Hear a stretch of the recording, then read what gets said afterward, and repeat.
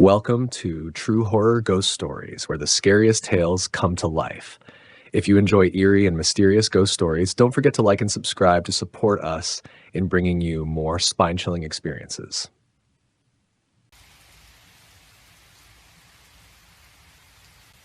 The Midnight Knock. I opened the door and regretted it for life. Michael Carter, an ordinary office worker, lived alone in a small house on the outskirts of Salem, Massachusetts. He had never believed in ghosts or supernatural stories until one horrifying night changed his life forever. That night, the wind howled through the barren trees. Michael sat on his couch, sipping wine and watching an old horror movie. The clock on the wall struck 12 a.m.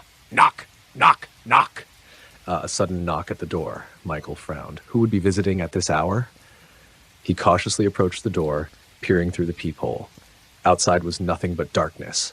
Knock, knock, knock. This time, the knocking was louder. A cold shiver ran down his spine. He took a deep breath and slowly opened the door. Standing before him was a young girl, around 10 years old, with long black hair and a pale face. She wore a dirty white dress and her bare feet were covered in mud. "Mister, can I come inside?" Her voice was soft yet chilling, devoid of emotion. Michael hesitated.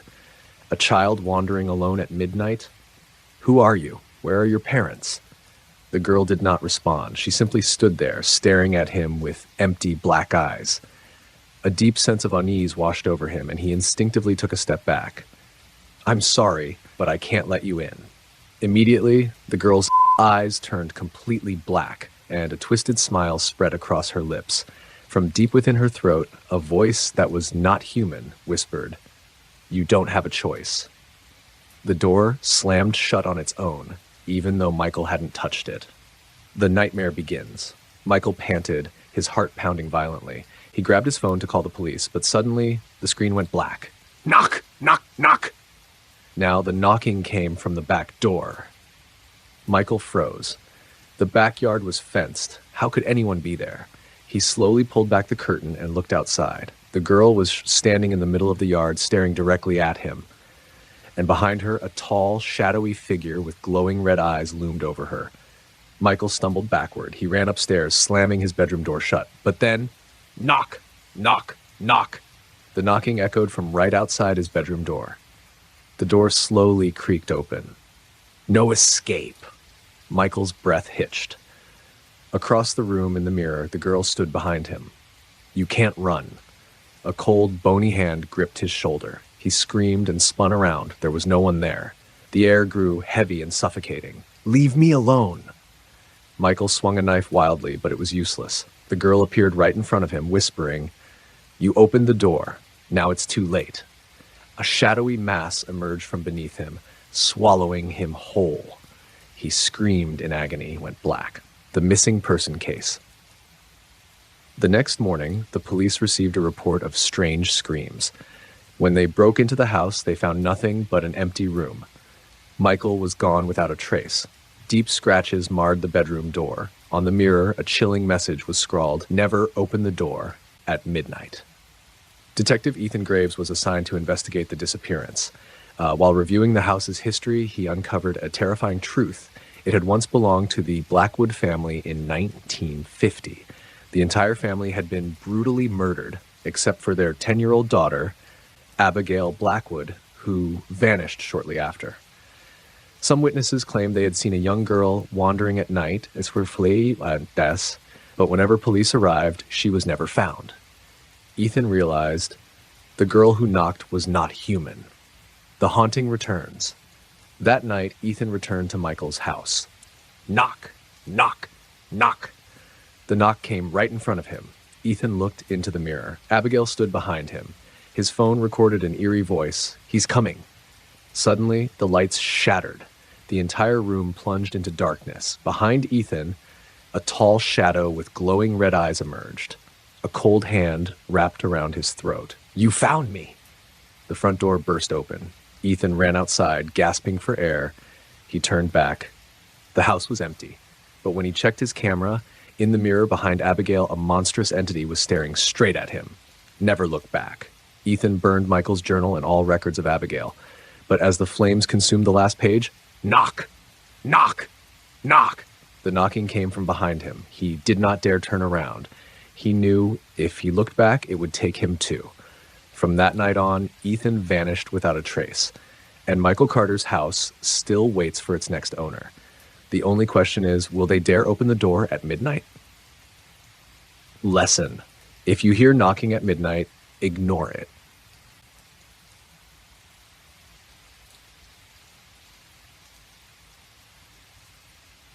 The man in the photo, the terrifying secret hidden in my family's old picture. The mysterious photo. My name is Daniel Carter, and I live in Providence, Rhode Island, a small town with a long history. This story began last year when I stumbled upon an old photograph while sorting through my family's belongings. It was a picture of my family taken in 1975, my grandparents in the center, my parents beside them, and a few other relatives. But there was something strange. In the dark corner of the image stood a mysterious man, dressed in a black suit and a fedora hat. His pale face and hollow eyes sent a chill down my spine. I had never seen this man in any other family photos. When I asked my mother, she turned pale, her hands trembling as she held the photo and whispered, "This can't be. He was already dead when this picture was taken." The mysterious death of the man in the photo. I froze. Dead before the picture was taken? My mother explained that the man was Jonathan Ellis, a distant relative who once lived in my grandparents' house. In 1970, Jonathan mysteriously vanished. His body was never found, and everyone assumed he had run away. But 5 years later, he appeared in this photograph, when he was supposed to be gone. I tried to ask my grandfather about him, but he just shook his head and said, "Never mention that name again. We've tried to forget." My curiosity wouldn't let me rest. I dug into old family records and discovered something horrifying.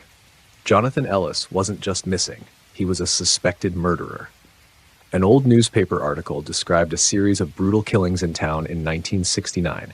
The victims had their throats slashed and were arranged in a disturbing, ritualistic manner. Jonathan was the prime suspect, but before the police could arrest him, he disappeared. So why did he appear in my family's picture 5 years later? The abandoned house. Determined to uncover the truth, I visited my grandparents' old house, now abandoned. As I stepped inside, a wave of icy air washed over me. The walls were decayed and the stench of mold filled the air. But what unsettled me most were the framed photos on the walls. They were all family pictures, but in each one I noticed the faint silhouette of the man in the photo, Jonathan Ellis. I searched the basement and found an old, tattered journal. The handwriting was erratic, as if written in a state of panic. "They are watching me. I can't escape. The darkness whispers to me." I flipped to the last page. One terrifying sentence was scrawled in what looked like blood. "He is here." Suddenly I heard footsteps upstairs. My heart stopped. I had come alone, hadn't I? The encounter in the darkness. I stood frozen, staring up the staircase. The slow, heavy footsteps grew louder. I gripped my flashlight tightly, aiming it toward the darkened corner of the room. Then I saw him, the man from the photo. He stood motionless, his skin deathly pale, his black eyes staring straight into mine. His mouth moved, but no sound came out. Then my flashlight flickered, then died. Darkness swallowed the room.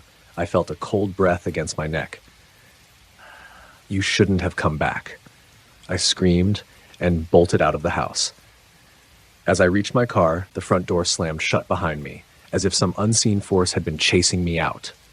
The family curse. After that night, I was haunted by nightmares of Jonathan. He stood at the foot of my bed every night, whispering in a language I couldn't understand. Desperate for answers, I sought out a paranormal researcher. After listening to my story, he nodded grimly and said, "Jonathan didn't just disappear. He performed a dark ritual, trapping himself between this world and the next, and your family is tied to the curse." I felt a chill run through me. A curse? The murders in 1969, they weren't just killings. He sacrificed those people to something sinister. He wanted immortality, and he got it in the most horrifying way. I knew I had no choice. I had to return to that house. Return to the haunted house. I armed myself with a crucifix, salt, and a lighter before heading back. Inside, I noticed that the photos had changed. Jonathan was no longer trapped in the pictures. He had stepped out. I followed my instincts to the basement, where I found a blood-drawn ritual circle. At the center lay a torn family photo. My face was missing. Then I saw him. Jonathan stood before me, his face grotesquely distorted, his hollow eyes staring into my soul. His lips trembled as if whispering something inaudible. I flung salt into the ritual circle. A blinding light erupted as Jonathan screamed in agony. I didn't hesitate. I lit a match and tossed it into the remaining candles. Flames roared to life, engulfing the circle. Jonathan let out a final, ear-piercing shriek as his body dissolved into darkness. The end. Or not. I ran out of the burning house, gasping for air. As I looked back, I saw Jonathan's silhouette in the upstairs window, staring at me with hollow eyes. He was gone, or so I thought. That night, I scrolled through my phone, looking at old family pictures. Then my blood ran cold. In the 1975 photo, he was still there. But this time he was standing right behind me. Calling a strange number at 3 a.m., a deadly mistake. Jake Coleman, a senior computer science student at the University of Oregon, sat alone in his small apartment in Portland.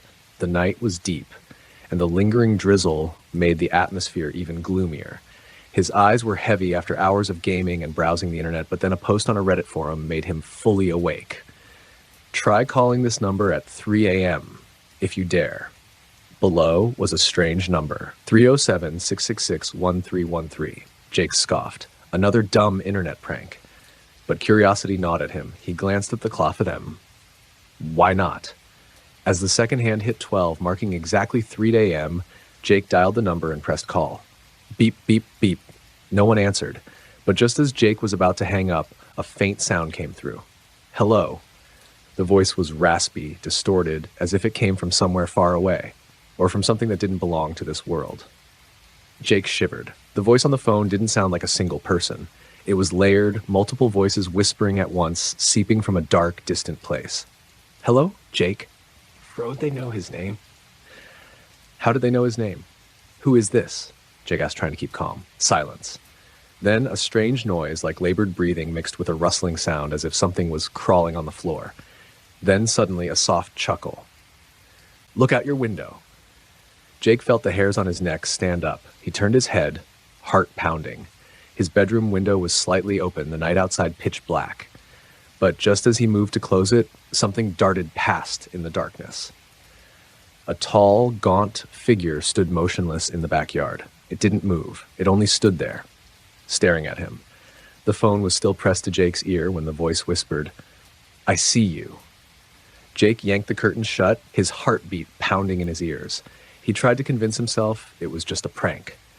But how did they know he had just called? Jake checked his phone screen. The call was still connected, but something was off. The phone number had disappeared. Instead, only 2 words remained. Unknown caller. His breath hitched. His hands trembled as he ended the call. But before he could relax, a new message popped up. Why did you hang up? The game has just begun. A knock on the door echoed through the silent apartment. 3 slow, deliberate knocks. Knock, knock, knock. Jake's blood ran cold. He didn't move. The knocks came again, this time harder. Knock, knock, knock. He crept to the door, peering through the peephole. No one was there. But just as he was about to step back, a pitch-black eye snapped open, staring directly at him. Jake screamed, stumbling backward, his heart hammering in terror. He grabbed his phone to call the police, but the screen suddenly went black. The lights in his apartment flickered and died, and in the darkness, a soft giggle echoed. Right behind him, Jake stood frozen. That laugh, it wasn't coming from his phone. It was inside the room with him. Cold sweat drenched his back. He forced himself to move, inching toward his desk, blindly reaching for a flashlight. His breathing was shaky, but then he heard another breath, one that wasn't his, right behind his ear. Then a cold, bony hand rested lightly on his shoulder. Jake screamed, jerking away, sending his laptop crashing to the floor. When the lights suddenly flickered back on, the room was empty. Nothing was there. But then he looked down. Wet footprints. They started right behind him, leading to the center of the room before vanishing into thin air. He lunged for the front door, fumbling with the lock. But when he pulled it open, The hallway was gone. Instead, an abyss stretched before him, an infinite void of pure darkness. A freezing gust of wind blew past, carrying a putrid stench. From within the blackness, something was crawling out. A hand emerged first, long, skeletal, with claw-like nails. Then another hand, and another, and another. Jake staggered backward, his breath hitching. His eyes were locked on the thing that was dragging itself into his apartment. A twisted head surfaced from the darkness, its grotesque mouth grinning from ear to ear. Hollow, soulless, black eyes bore into him. It whispered, "You called me. Now I'm here." The creature slithered forward. Jake screamed, throwing his phone at it before sprinting toward the window. He slammed his fists against the glass, desperate for an escape. But when he looked outside, the world was gone. Instead, thousands of shadowy figures stood motionless, all facing him. As the void swallowed Jake whole, a final voice echoed in his mind. No one calls that number and gets away. The next morning, the apartment manager knocked on Jake's door. No response. When he entered, he found the room completely empty. No trace of Jake. No signs of struggle. Nothing. Only a phone on the floor, its screen glowing with a single message. "Wanna play?" 307-666-113.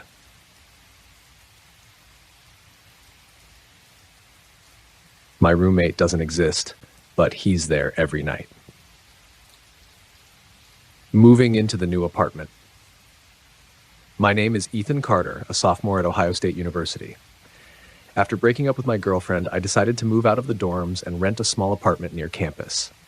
The building was old and somewhat run down, but the rent was cheap. The landlord was an older man with weary eyes, as if he had seen too much in his lifetime. As I signed the lease, he said something strange. This apartment used to have 2 tenants. I paused, waiting for him to continue, but he simply handed me the keys. When I stepped into the apartment, I found it to be simple. A small living room, a kitchen, a bathroom, and 1 bedroom with 2 single beds. The only problem was, there was no sign of a roommate. Footsteps in the night. On my first night, I woke up to the sound of footsteps in the living room. I was supposed to be alone. I held my breath, straining my ears. The footsteps were slow, like someone was pacing back and forth. Grabbing my phone, I turned on the flashlight and stepped out of my bedroom. There was no one there. The front door was still locked. I checked every corner of the apartment, even inside the closet. Nothing. I told myself I was just tired and went back to bed. But as I lay down, pulling the blanket over me, I realized something that made my blood run cold. The bedroom door was wide open. I was certain I had closed it before stepping out. The other bed. On the 3rd night, I woke up at 3:12 a.m. with an unsettling feeling. I turned my head and looked at the other bed. The blanket was shifted, as if someone had just sat down on it. But I was still alone. My heart pounded. I reached for my phone and turned on the flashlight. There was an indentation on the mattress, as if someone had been lying there. Sweat dripped down my back as I pulled the blanket over my head, listening intently. Then I heard it, a soft sigh right next to me. The mysterious phone call. The next morning, I called the landlord. "Hey, I just have a question. I was told I had a roommate, but I haven't seen anyone." Silence. Then he spoke, his voice hoarse. "He's been there for a long time." A chill ran down my spine. I pressed for more details, but he hung up. Later that day, I asked around the building. An old woman living down the hall gave me a concerned look before whispering, "Years ago, a student rented that apartment. One night, he was found hanging from the ceiling, right above the bed you sleep in now." I felt the air leave my lungs. But the worst part, when the police arrived, some people claimed they still saw him standing there by the window, staring outside, even after his body was taken away. The strange text messages. That night, as I lay in bed, my phone vibrated. A text from an unknown number. "Can you turn off the lights? I don't like them." I nearly dropped my phone. My hands shook as I reread the message. I looked around the room. No one was there. Then, suddenly, the overhead light flickered rapidly, then went out. The room was swallowed by darkness. And then, a cold whisper brushed against my ear. "Thank you." What the camera recorded. I bought a security camera and set it up facing both beds. The next morning, I checked the footage. What I saw nearly made me stop breathing. At 2:59 a.m., the blanket on the other bed slowly slid down as if someone was crawling out from under it. Then a pale shadow sat up. It looked exactly like me. But its face was twisted, distorted, its mouth stretching into an unnatural grin. It slowly turned its head toward the camera and smiled. Then it stood up and vanished from the frame. There's no escaping him. Panicked, I fled the apartment and crashed at my best friend Mark's place. That night I finally fell asleep, exhausted.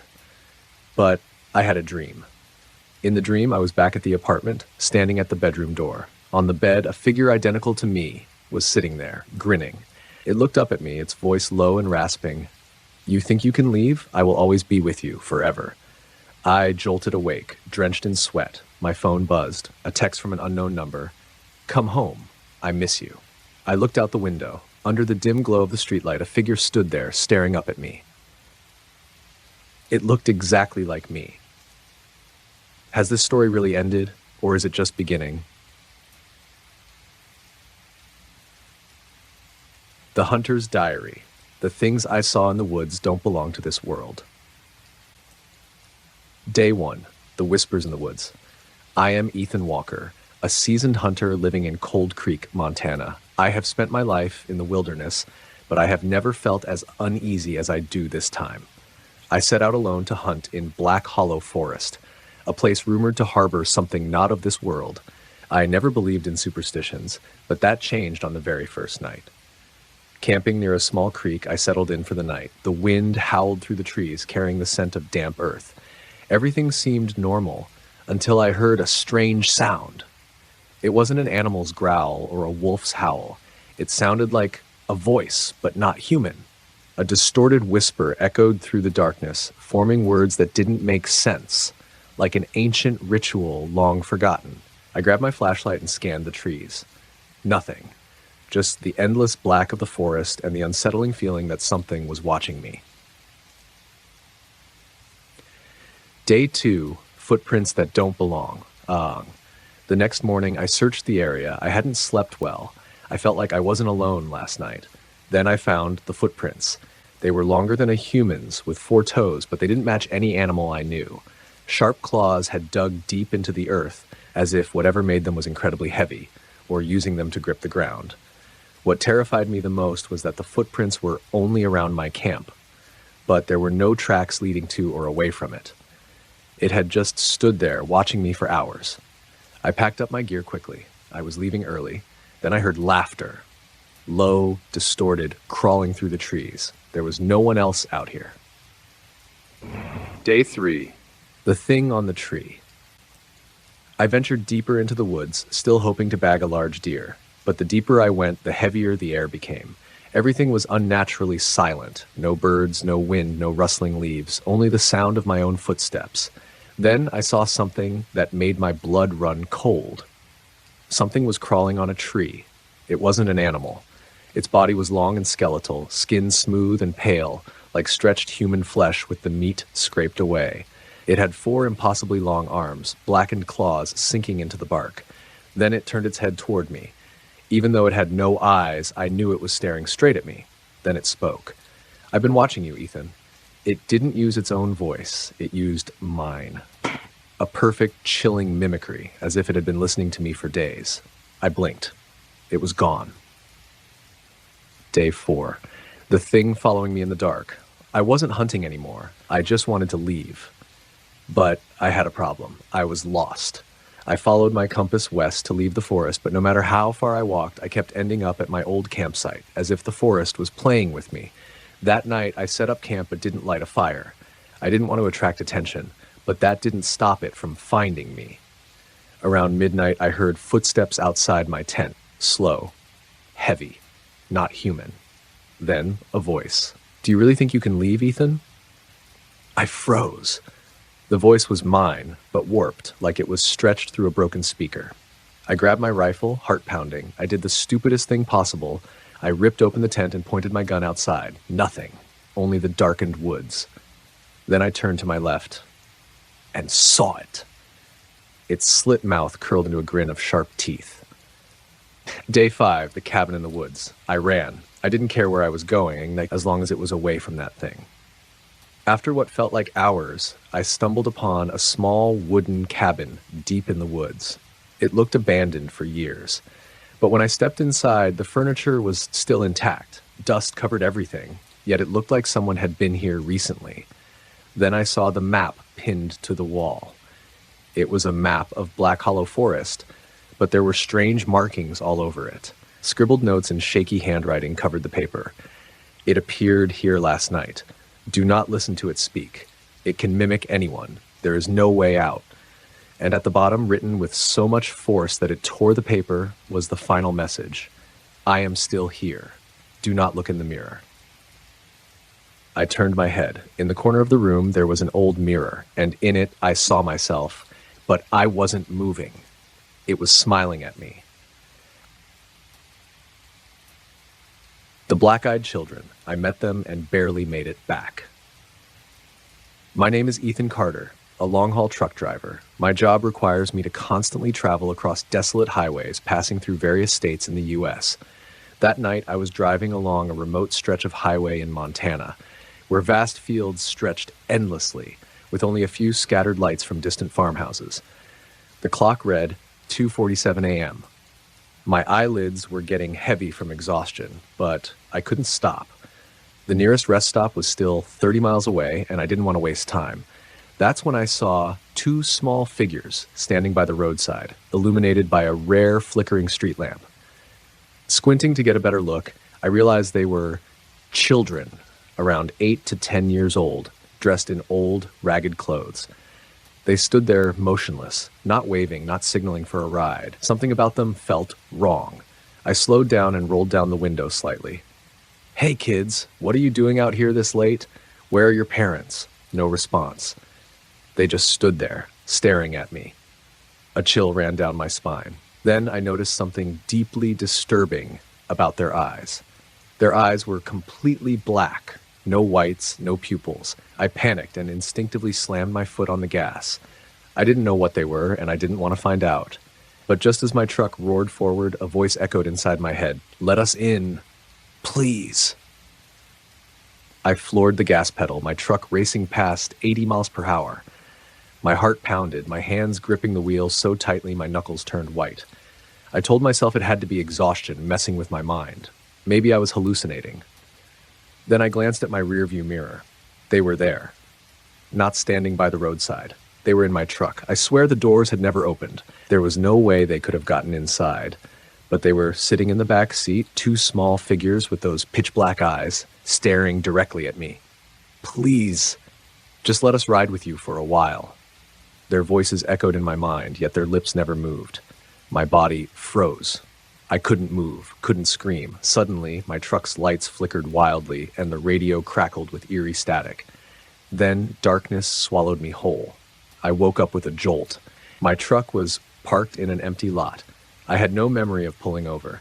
The clock read 4:13 a.m. I looked around. The children were gone, but on the passenger seat, there was a small, smudged handprint. I reached out to touch it. It was ice cold. Panic surged through me as I jumped out of my truck.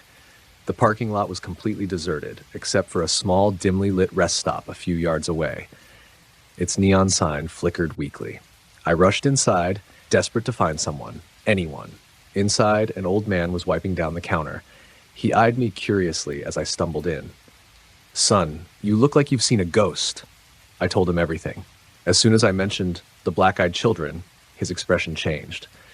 He put the rag down and looked at me. Seriously. You're lucky, kid. I swallowed hard, my pulse quickening. You're not the first to see them, but you're one of the few who made it back. The man introduced himself as Harold. He had worked at this rest stop for over 30 years. He told me that dozens of people had vanished along this stretch of highway, all connected to the Black-Eyed Children. They're not human. They're not ghosts. They're something else. I shuddered. They appear late at night, always on empty roads. They ask for rides or trick people into stopping. If you let them into your vehicle, you never come back. I trembled, remembering the suffocating darkness that consumed me. But I did let them in, and I'm still here. Harold nodded grimly. Maybe they let you go, but I'm afraid they're not done with you yet. I left the rest stop at 6 a.m. when the sun had fully risen. The feeling of unease never faded. When I got home, I noticed a small, smudged handprint on my truck's window. That night, as I was getting ready for bed, my phone buzzed. A text message. Only 4 words, "We will be back." And when I looked out my bedroom window, I saw them. 2 small figures standing across the street, staring at me with those pitch black eyes. I never drove down that road again, but I know one thing. They're still out there, and one day they will come for me again. And you, if one night you see a child with black eyes asking for a ride, don't stop. Abandoned Hospital and the Whispers from the Locked Room. Chapter 1, The Mysterious Invitation. Dylan Carter was an urban explorer fascinated by abandoned places, especially old hospitals rumored to be haunted. One day, he received an anonymous message with a cryptic warning. Blackwood Hospital, Room 16. Don't go alone. Blackwood was an old psychiatric hospital on the outskirts of Raven Creek, Pennsylvania. It had been abandoned for over 30 years after a mysterious fire that caused the entire staff and patients to vanish without a trace. Locals believed the hospital was cursed, and no one dared to go near it after dark. Dylan was skeptical of ghost stories, but the message intrigued him. He invited 2 friends, Mark, a cameraman, and Lisa, a paranormal investigator, to join him on this exploration. Chapter 2, The First Steps into Hells. They arrived at Blackwood Hospital close to midnight. The 5-story building loomed in the fog, its shattered windows resembling hollow eyes staring into the abyss. The walls were covered in grime and scorch marks, while vines crawled up the decaying facade. As they stepped inside, a sudden gust of icy wind swept past them, carrying a foul stench of decay. Mark shivered and turned to Dylan. "Are you sure we should be doing this?" Lisa quietly switched on her EMF detector. Almost instantly, the device let out a sharp, erratic beeping. "Something is here," she whispered. As they ventured deeper, they saw scattered medical records, rusted wheelchairs abandoned in the halls, as if someone had vanished mid-use. But the most unsettling sight was the walls. Scribbled across them in frantic handwriting were chilling warnings. "Do not open room 616. It's still here." "Run before it's too late." Dylan swallowed hard. A growing unease crept over him, but they had come too far to turn back now. Chapter 3, The Locked Door. Following an old floor plan, they found room 616 on the 3rd floor. A massive iron door stood at the end of the hallway, secured with thick, rusted chains. The most terrifying part, however, was the deep claw marks gouged into the door, as if something inside had desperately tried to escape. Mark raised his camera, recording everything. "Should we really open it?" Lisa hesitated. Dylan peered through a crack in the door. The room inside was pitch black, but he swore he heard something, a whisper, low and rasping, echoing from within. "Open it." His heartbeat pounded in his ears. Before he could react, Mark took matters into his own hands. He grabbed a hammer and struck the lock. 1, 2, 3 times. Bang! The door burst open, releasing a wave of putrid air. But before they could process what lay inside, a shadowy figure lunged out from the darkness. Chapter 4, The Entity of Darkness. They stumbled backward, eyes wide in terror. The thing that emerged was not human. It was tall and gaunt, with elongated limbs and pale, charred skin. Its eyes were pitch black, voids that seemed to pull in all light. It let out a guttural screech, shattering the flickering hallway lights. Lisa screamed, grabbing Dylan's arm. Mark's hands trembled so violently he nearly dropped the camera. "Run, now!" Dylan shouted, but as they turned to flee, the hallway in front of them stretched endlessly. Doors on both sides flung open simultaneously, revealing dark, empty rooms. From within, eerie, childlike giggles echoed. "You can't escape!" The voice came from everywhere. Chapter 5, The Never-Ending Nightmare. Dylan felt trapped in an endless maze, no exit, no signs of the outside world. They ran and ran, but only seemed to plunge deeper into darkness.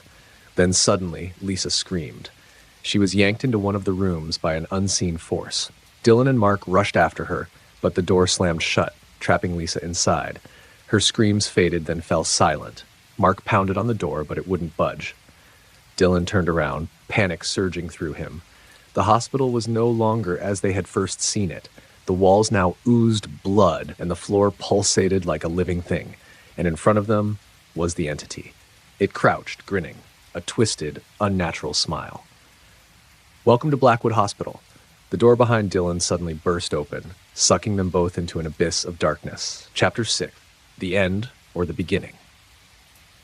The next morning, local police received a call from a passerby near Blackwood Hospital. He reported hearing blood-curdling screams from inside. When authorities arrived, they found only a shattered camera and an old, tattered notebook. Inside, the pages were filled with haunting messages. "Do not open room 616. It's still here. Run before it's too late." There was no trace of Dylan, Mark, or Lisa. Blackwood Hospital remains abandoned to this day, waiting for its next visitors. The truck that followed me for 20 miles, and the worst thing happened when I stopped. I am Ethan Carter, a salesman working in Chicago. It was a late October night, and I was driving home after a long business trip. My route took me through a deserted highway, passing by the small town of Ashwood, Illinois, a place hardly anyone visited at this hour. The sky was pitch black, the streetlights were sparse, casting a faint, eerie glow on the empty road. I turned on the radio to keep myself awake, but my mind remained tense as I drove through the endless darkness. As I turned onto Highway 41, I noticed a vehicle trailing behind me. It was a black pickup truck, its windshield covered in grime, its headlights glaring intensely, almost as if they were aimed directly at me. At first, I thought nothing of it. Maybe it was just another late-night traveler heading the same way. But then, every time I sped up, it sped up too. When I slowed down, it did the same. An uneasy feeling crept into my chest. This was no coincidence. Someone was following me. I started to feel nervous. The road ahead was still dark, with no other cars in sight, just me and the black pickup truck. I pressed the gas, accelerating to 70 miles per hour, but it kept up. I switched lanes. It followed. I slammed on the brakes, hoping it would overtake me. But it didn't. It just stayed behind, matching my every move like a predator toying with its prey. By now, a chilling fear gripped me. I had no idea who was in that truck, no idea what they wanted. But one thing was certain. I had to get away. Up ahead, I saw a turnoff leading onto a narrow road cutting through a dense forest. Without thinking, I veered off, hoping to lose my pursuer. But it followed me. My heartbeat pounded in my ears, my palms slick with sweat. I glanced at my rearview mirror. Its headlights blazed like two burning eyes, unrelenting. It wasn't just following me, it was hunting me. I raced down the rugged road at breakneck speed. But then, the worst happened. Bang! My tire hit a large rock. The car spun out of control, skidding off the road before crashing into a clearing. The engine was still running, but I knew I wasn't going anywhere. Then, I looked up at my rearview mirror. The truck had stopped right behind me. A door creaked open. Someone stepped out. I froze, my hands gripping the steering wheel so tightly my knuckles turned white. From the black pickup truck, a tall man emerged. He was wearing a worn-out leather jacket, his face shrouded in shadows, except for his piercing eyes reflecting the dim light from my dashboard. He didn't say a word. He just stood there, staring. I heard slow, deliberate footsteps crunching on the gravel. My mind raced with frantic thoughts. Who was he? Why was he after me? Was he armed? I grabbed my phone. No signal. Of course, in the middle of nowhere, what else did I expect? I had two choices. One, stay in the car, lock the doors, and pray he left. Two, run. But before I could decide, he knocked on my window. Tap, tap, tap. I held my breath, trying not to panic. He wasn't banging angrily like a madman. He was just knocking lightly, slowly, like he was playing a game. Then he leaned closer, pressing his face against the glass. This time, the glow from my dashboard faintly illuminated his features.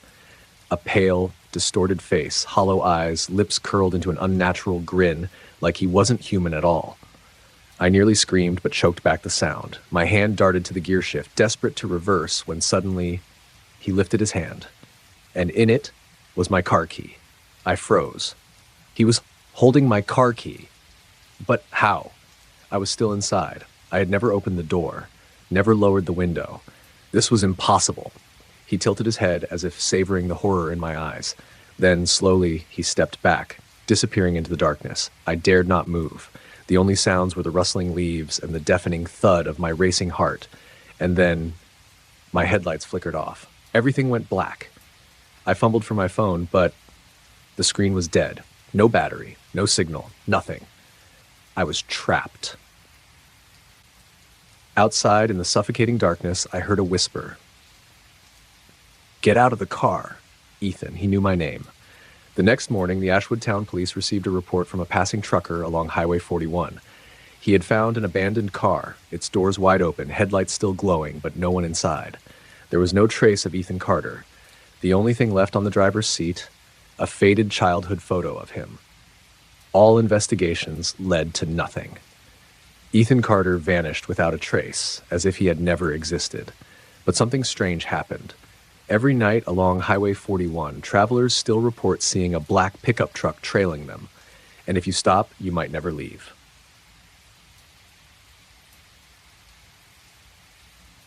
My old house had a secret door, and I shouldn't have opened it. I stood before my old family home, a decrepit house in a deserted part of Pennsylvania. After my parents passed away, it had been abandoned for years. I never intended to return until today. The front door creaked as I pushed it open. Inside, everything remained the same, only covered in dust and cobwebs. I walked down the long hallway, my footsteps echoing in the eerie silence. Then I felt something was wrong. A sense of unease crept into my mind. I made my way down to the basement, a place my father always forbade me from entering when I was a child. Under the dim glow of my flashlight, I saw an old iron door, bound with heavy chains and etched with strange symbols I had never seen before. A whispering voice came from behind the door. "Ethan." I froze. A chill ran down my spine. I should not open it, but something inside was calling me. I grabbed a metal bar nearby and struck the lock. Bang, bang! The lock shattered. The chains fell. The door creaked open, revealing a dark chamber. A foul stench filled the air, making me gag. In the corner of the room, I saw an old stone well, its opening sealed by rotting wooden planks. As I stepped closer, a chilling whisper rose from the depths of the well. "Thank you for setting me free." A massive shadow emerged from the well. My body locked up in terror. It was tall, thin, with black, slimy skin that wriggled as if composed of countless crawling creatures. Its long, clawed fingers gripped the edge of the well. But the most terrifying part was its eyes. Two hollow, pitch-black sockets, yet I could feel something inside staring back at me. "Thank you for freeing me." I bolted up the stairs. I had to run. I should not have opened that door. But just as I reached the first step, bam! An invisible force slammed into my back, sending me sprawling to the floor. I tried to crawl forward, but it felt like 1,000 cold hands were holding me down. Behind me, the entity lurched forward. Its shadow stretched across the basement floor, reaching for my legs. A bone-chilling cold seeped through me as the darkness enveloped my body. I looked down at my hands, and I was horrified to see my skin turning black. Dark veins pulsed, spreading rapidly across my arms like writhing snakes beneath my flesh. I was becoming a part of it. In a panic, I saw an ancient symbol carved into the basement floor near the well. A seal. I wasn't sure, but it might be the only way to trap this thing again. Summoning the last of my strength, I scraped at the symbol, clearing away the dust that covered it. As soon as I touched it, the basement trembled violently. The darkness surrounding me shrieked, recoiling as if an unseen force was pulling it back toward the well. I leapt up, sprinting up the stairs without looking back. As I neared the top, the basement door slammed shut behind me.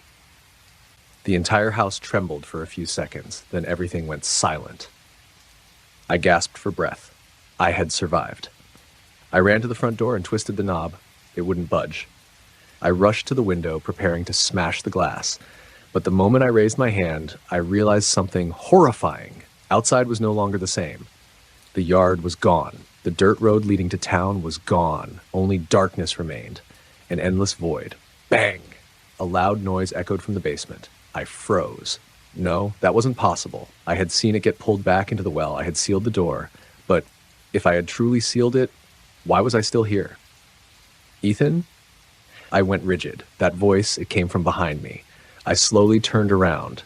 and standing just a few steps away from me was my mother. She stood there, her eyes hollow, her skin pale, her long hair draping over her face. A twisted, unnatural smile stretched across her lips. But my mother had been dead for years. My throat went dry. "Mom?" I whispered. She didn't answer. But behind her, the darkness began creeping forward, slithering across the floor like reaching tendrils. "Ethan, you can't leave this place." Her voice didn't sound like my mother's. It was something else. I staggered back. She stepped forward. The darkness followed her every move. This house had become a part of that thing, and I was trapped inside. What should I do? Run, or face whatever was pretending to be my mother? I am the night shift security guard, and I am not alone in the building. My name is Ethan Carter, 28 years old, and I work as a night shift security guard at an old office building in Denver, Colorado. The job is simple: check the floors, monitor the cameras, and make sure no one sneaks in after hours. Everything seemed normal in my first few weeks, until one night I realized I was not alone in the building. At around 2:37 a.m., I saw something strange on the security monitors. A man was standing on the 14th floor. The strange part? No one had entered the building, and the security alarm was still on. He stood in front of room 1407, staring at the door, completely motionless. Grabbing my flashlight and radio, I decided to check it out. As I stepped onto the 14th floor, a cold draft swept past my neck, even though all the windows were closed. I shone my flashlight down the hallway, but the man was gone. I checked every door. All were locked. But when I reached room 1407, the doorknob felt unnaturally cold. I had an eerie feeling, as if something was waiting for me to open the door. No way, I wasn't that stupid. I turned to leave, but after only a few steps, the door to room 1407 swung open. A shadow darted past me, followed by a whisper right in my ear, "You shouldn't be here." I spun around and shined my flashlight into the room, but it was empty. No one was there. But on the computer screen inside, a message had appeared. "Night 1, the man with no mouth has arrived." I slammed the door shut and ran straight back to the security room. Checking the cameras again, my blood ran cold. In the footage, just as I turned away from room 407, a tall figure stood right behind me. He was dressed in a black suit, and his face was completely featureless. Suddenly, the monitors flickered and shut off. I knew then that I had disturbed something that should have been left alone. I reached for my radio to call the police, but before I could, a distorted voice crackled through the speaker, my own voice, twisted and unnatural. "Don't run. It's too late now." I dropped the radio, turned, and bolted for the exit. But just as I grabbed the doorknob, something was standing right outside the security room, a tall, dark figure, the man with no mouth. He was looking at me, and then the entire building went dark. I froze. The room was completely black.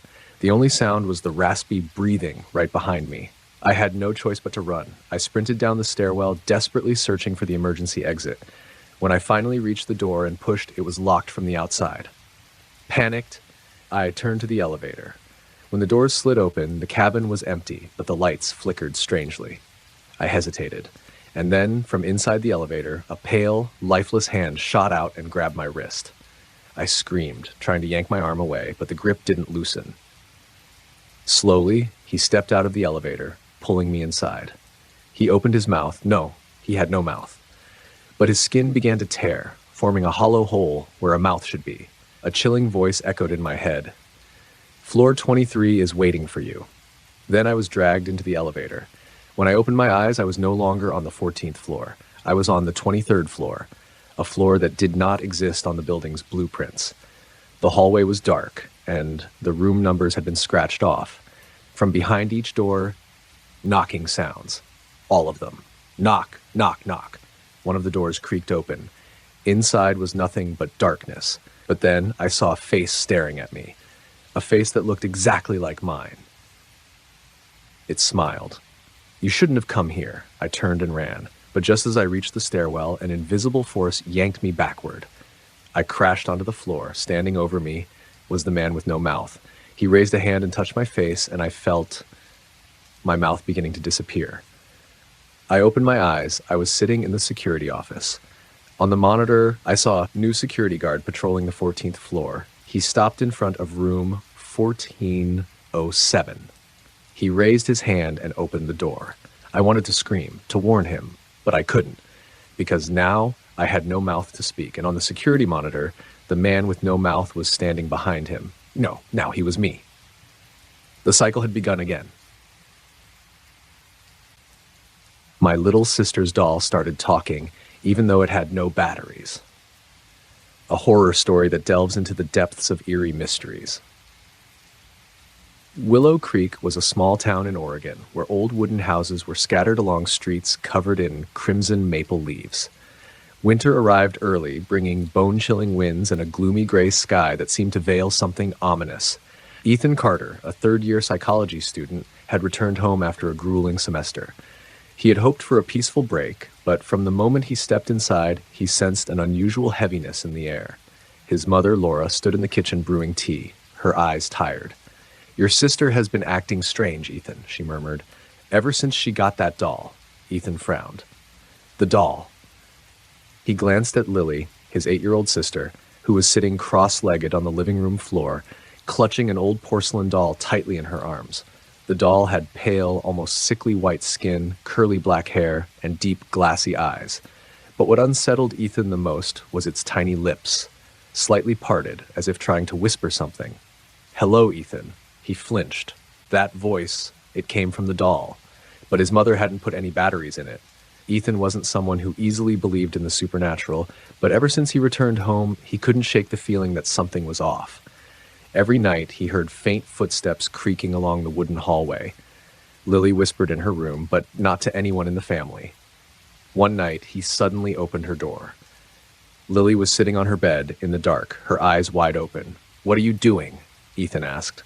"She wants to play," Lily answered in a hollow tone. "Who?" Slowly, Lily turned her head, and Ethan saw the doll sitting right beside her, positioned as if it had just moved. A chill ran down his spine. The next day, Ethan decided to investigate the doll. His mother told him she had bought it from an antique shop in town.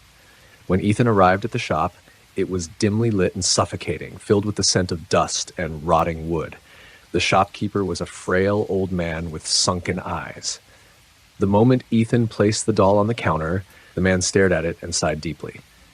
"It's back again." Ethan frowned. "You know this doll?" The old man nodded. "It once belonged to a little girl named Margaret in the 1950s, he said. "She adored it. But over time, her family noticed that she started talking to it. She whispered to it every night, wrote letters to it, even cut her hand to share blood with it." Ethan's stomach twisted. One day, Margaret vanished. Her family searched everywhere but found no trace of her. Only the doll remained, sitting on her bed. The old man locked eyes with Ethan. "You can't get rid of it," he said. "Once it chooses someone, it never leaves." Ethan returned home, determined to dispose of the doll. He wrapped it in a plastic bag and threw it into the trash bin in the backyard. But the next morning, when he woke up, the doll was back, sitting neatly on Lily's bed. Panic surged through him. He tried burning it in the fireplace, but as the flames engulfed it, a piercing scream echoed through the house. The fire suddenly extinguished. The doll remained untouched. Ethan felt something watching him. That night, he set up his phone to secretly record Lily's room. The next morning, when he watched the footage, his blood ran cold. Lily was asleep, but the doll, it slowly lifted its head, its glassy eyes moved, and somehow, despite having no mouth, it whispered, "Ethan, I know you're watching." Ethan dropped the phone. He knew they couldn't stay in that house any longer. He woke his mother and Lily, urging them to leave immediately. They jumped into the car and sped away from town. But as they drove along the deserted road, the radio suddenly turned on, though no one had touched it. "Ethan, do you really think you can run?" A shiver crawled down his spine as he tightened his grip on the wheel. In the rearview mirror, he saw something that made his breath hitch. The doll, it was sitting right there in the back seat next to Lily. Lily turned to Ethan, her eyes void of emotion. "She says," Lily spoke in a monotone, "we can never leave." The car plunged into the darkness of the night. Ethan screamed, and then everything went black. The end, or maybe not. My security camera recorded someone who looks exactly like me while I was asleep. Ethan Carter lived alone in an old two-story house on the outskirts of Denver, Colorado. After a series of recent burglaries in the neighborhood, he decided to install a security camera system around his house, including one in the living room and another in his bedroom, a precaution he didn't particularly like but deemed necessary for his safety. One night, Ethan woke up at 3 a.m. feeling a strange chill down his spine for no apparent reason. The air in the room was thick and suffocatingly heavy. He tried to go back to sleep, but an eerie sensation crept into his mind, as if someone was watching him. The next morning, as part of his routine, he checked the security footage. What he saw made his blood run cold. On the screen, standing right beside his bed, was a figure. It was him. An exact copy of Ethan, standing completely still, staring down at his sleeping body with an expressionless face. His heart pounded as he rewound the footage over and over, hoping it was some kind of mistake. But no, the recording clearly showed this duplicate appearing at exactly 2:59 a.m., standing there for 2 whole minutes before slowly turning to face the camera and smiling. A smile that did not belong to him. A deep chill settled in his bones. There was no way someone could have broken into his house and perfectly mimicked his appearance. Every door was locked, every window secure. But if it wasn't an intruder, then what was it? Ethan searched every corner of his home, checking each lock, each window. Everything was as it should be. Yet that night, he made a decision. He would stay awake and watch the cameras live, waiting for whatever it was to return. At 2:58 a.m., he sat in front of his laptop, gripping a knife tightly in his hand. The bedroom camera feed showed him lying in bed, pretending to be asleep. Nothing happened. 2:59 a.m., a slight movement. Ethan's breath hitched as he saw the closet door slowly creak open. A shadow stepped out. It was him. An identical version of Ethan, but with empty, lifeless eyes and a twisted, unnatural grin. The doppelganger stood beside the bed for a moment, then slowly turned to face the camera. This time, it raised a finger to its lips. Shh! Ethan felt paralyzed with fear. Then, in the real world, inside his actual bedroom, he heard it. The slow creaking of his closet door, opening. He spun around and saw himself. The duplicate stood right there, its dark eyes as deep as voids, its lips curling into that same disturbing smile. Ethan screamed and bolted from the room, but as he rushed down the stairs, the lights flickered and dimmed. Darkness swallowed the house. A whisper trailed behind him, chilling and amused. "Don't run, Ethan. I just want to trade places with you." Then, everything went black. The next morning, the security footage showed Ethan stepping out of his bedroom, moving as if nothing had ever happened. But if anyone looked closely at the video, they would see that his smile was no longer quite the same. Ethan Carter woke up feeling different. He stepped into the bathroom and stared at his reflection. A strange unease crawled under his skin. His eyes, there was something wrong with them. They looked deeper, colder. He tried to recall what had happened the night before, but his memories were hazy, like a terrible nightmare slipping away with the daylight. He remembered running. He remembered the darkness closing in. He remembered the smile. But now, he was still here. Still Ethan Carter, right? A creeping sensation ran down his spine. Throughout the day, Ethan tried to go about his life as usual, but strange things began happening. The neighbor's golden retriever, Max, a dog that had always loved him, suddenly growled viciously as he walked past. Mrs. Anna, Max's owner, frowned. "That's odd. He's never reacted to you like that before, Ethan." Ethan forced a laugh, but deep down, something was gnawing at him. A few hours later, his phone buzzed with a message from his best friend, Jake. "Dude, you texted me at 3 a.m. last night. I am not me. What the hell does that mean?" Ethan's stomach dropped. His hands trembled as he checked his phone. There it was, a message from his number sent at exactly 3 a.m., but he had no memory of sending it. His fingers shook as he opened the security footage from the previous night. The recording was still there, but this time, the footage was different. There was no shadow emerging from the closet, no eerie grin. Instead, Ethan, or someone who looked exactly like him, was sitting in front of the laptop, staring directly into the camera. No movement, no smile, just watching. As if he had been waiting for the real Ethan to check the footage. Instinctively, Ethan reached for his neck. There was a faint bruise. like the imprint of fingers. That night, Ethan didn't sleep. He sat in the living room, his eyes locked onto the live camera feed. 2:59 a.m. The screen flickered for a second, then returned to normal. Nothing happened. 3 a.m. His phone vibrated. Caller ID, Ethan Carter. His own number. His hands turned ice cold. There was no way. Ethan swallowed hard, hesitating before answering. Silence. Then a voice came through, his own voice. Ethan, I'm outside. His heart stopped. At that very moment, a slow, deliberate knocking echoed through the house. Knock, knock, knock. Ethan turned his head toward the front door, his breath shallow. Through the narrow gap in the window blinds, he saw a shadowy figure standing on the porch, and it looked exactly like him. Ethan didn't remember what happened next. Only darkness, the creeping chill of something inhuman slithering into his skin, a whisper in his ear. Then morning came. Ethan Carter stepped outside as usual, greeting Mrs. Anna as she walked Max down the street. But this time, Max didn't growl. The dog's ears flattened and it slinked away, tail tucked between its legs. No one noticed anything strange about Ethan anymore, except for one thing, his smile, so perfect, so effortless, but it no longer belonged to a human being.